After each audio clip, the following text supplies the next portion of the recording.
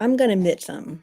When I first started these teachings, I felt alone and separate. You know, when you filter your world through perceived fears, it's not that I can't remember when like actually my first memory, I was like probably 6 months old. I looked up and I felt so much love. I was looking at my great great grandmother Kenna, and that's the first memory I had. And then somewhere in between, well, that's the first memory, and then literally there's years that's gone. Now that all can how can you remember 6 months of age, and then all the rest is gone? Well, that's when I started to get programmed.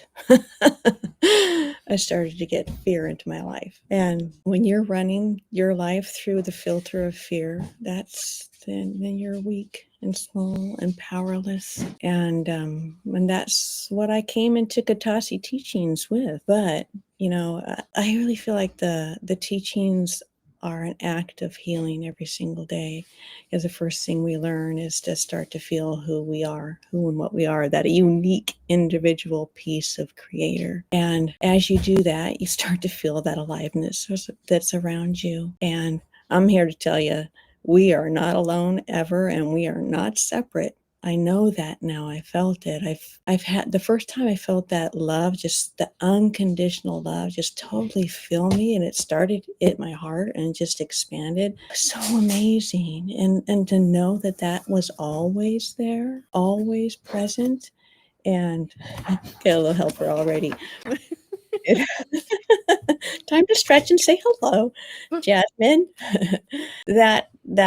That aliveness is always there and always present. Oh, and when you know that, that's when you get to choose. You get to choose that healing every single day, that act of healing by remembering who and what you are, and not being your life filtered through those masks, those blind beliefs of that weak little person.